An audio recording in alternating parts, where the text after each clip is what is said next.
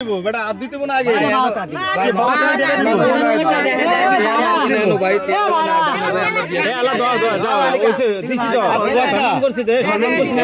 তোমাদের দাবি কি? আগে তো দাবি বল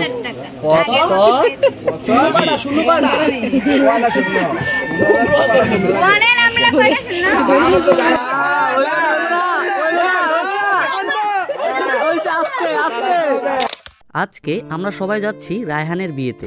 বিয়েটা মূলত হঠাৎ করেই হয়ে যায়। বেশ কিছুদিন যাবৎ রায়হান মালয়েশিয়াতে ছিল, এখন হঠাৎ করে দেশে আসার পর সিদ্ধান্ত নিল যে ও বিয়ে করবে। পছন্দ তো আগে থেকেই ছিল, কিন্তু সবকিছু হলো ফ্যামিলিগতভাবে। তো ওভারঅল আজকের দিনে আমরা রায়হানের বিয়েতে কি কি করেছি সবকিছু দেখানোর চেষ্টা করব এই ভিডিওতে।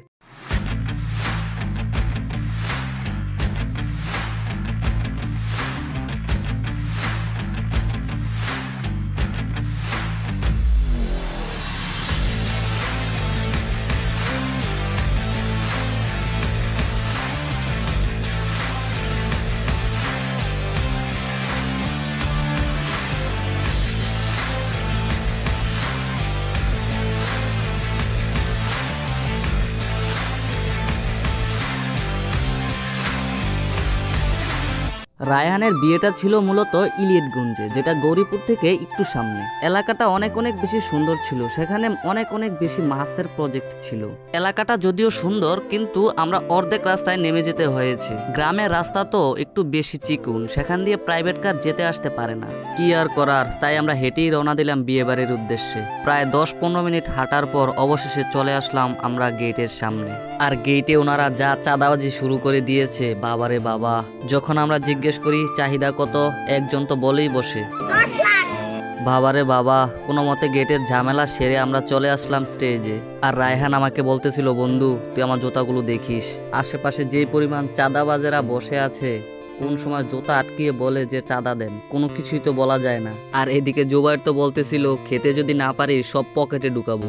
আর একটু পরে নিয়ে আসলো বরের জন্য খাবার। আমি তো চিন্তা করতেছিলাম, যেহেতু জুতা চুরি করতে দেইনি, সেই টাকা উসুল এখান থেকেই করবে। এইদিকে বরপাতে তো খাবার দাবার হচ্ছিল ধুম।